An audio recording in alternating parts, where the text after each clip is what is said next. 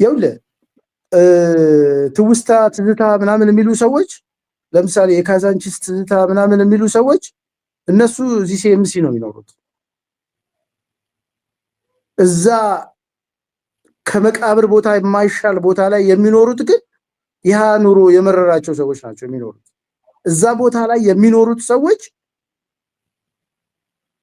መጸዳጃ ቤት ለስንት ሼር እያደረጉ እንደሚኖሩ እንትና ያደርጋሉ።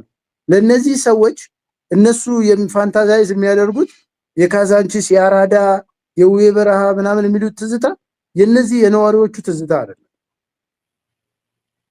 ግን ሀገር ታሪክ አላት ምናምን። አሁን ካዛንቺስ ብትሄድ አሉ ያልፈረሱ ከዛ በፊት የነበሩ ቢጠበቁ ጥሩ ነው ተብለው የተቀመጡ እንትኖች አሉ።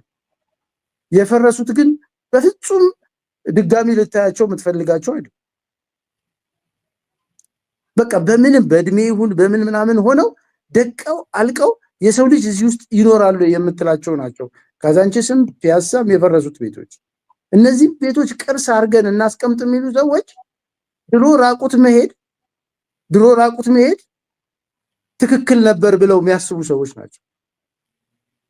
ድሮ ራቁትን መሄድ ልክ ከነበረ አሁንም ሰዎች እንዴት ልብስ ይለብሳሉ የሚሉ አሉ። በነገራችን ላይ የንጆ ፋንታሳይዝ የሚያደርጉ ሰዎች አሁን እዛ ደቡብ ምናምን አካባቢ ያሉ ሰዎች እንደዚሁ ነው መሆን ያለባቸው ይለዋል።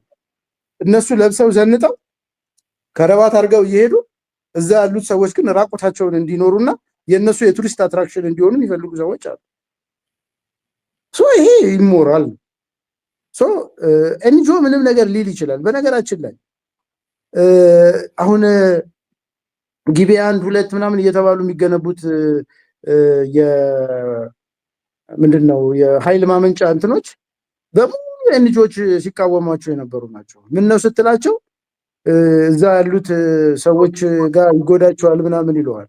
ኢኮሲስተሙን እዛ አካባቢ ያለውን ይጎዳል የሚል አስታውሳለሁ። ተከታታይ ነው ኢኮሲስተሙን ይጎዳል ምናምን አይደለም። ፋንታሳይዝ አድርገው እነሱ ኤንጂኦ ስራቸውን የሚሰሩበት እና አሁን ብትጠይቃቸው የህዳሴ ግድቡ የያዘው ውሃ እዛ ውስጥ ያለውን ናቹራል እንትን ምናምን አጠፋው ምናምን እያለ ሊፈላሰፍ ይፈልጋል።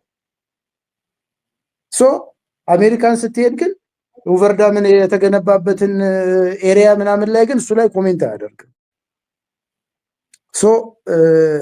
እኔ ብዙም ከቁብ የሚቆጠርና እንትን የሚደረግ ነገር አይደለም።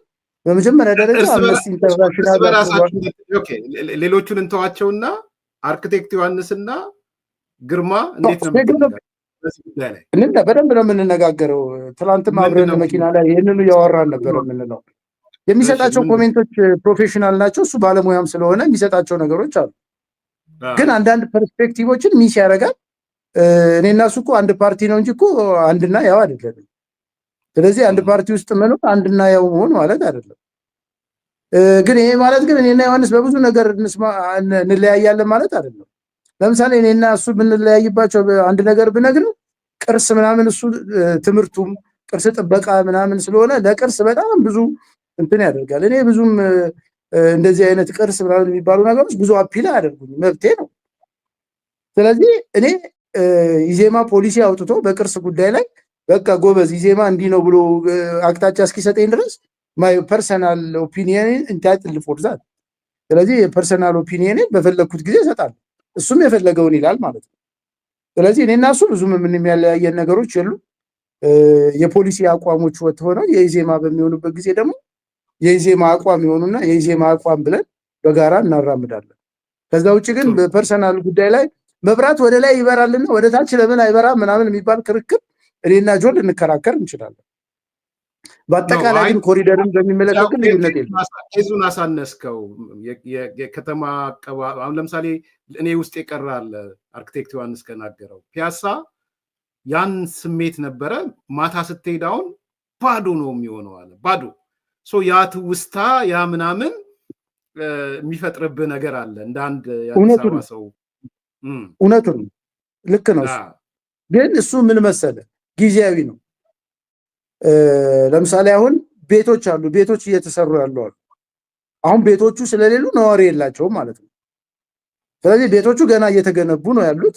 ስለዚህ እነዛ ቤቶች ተገንብተው ነዋሪ ገብቶባቸው ህይወት እስኪኖራቸው ጊዜ ድረስ አሁን ትንሽ የሆናነት ስሜት ሊያሳዩ ይችላሉ።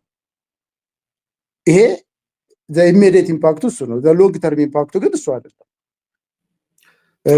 እንዳልከው አሁን ልክ ስትሄድ ቀን የምታየውን ነገር አሁን ቀን የምታየውን ደስ የሚል ቫይብ ምናምን ማታ ላይ አታገኘውም። ምክንያቱም የማታ ነዋሪ እዛ ጋር ስለሌለ ማለት ነው።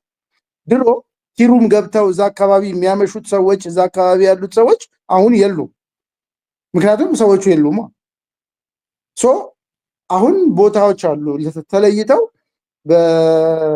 በመንግስትና በግል አጋርነት የሚለሙ ቤቶች አሉ። በፕራይቬት ሴክተር እየለሙ ያሉ ቤቶች አሉ።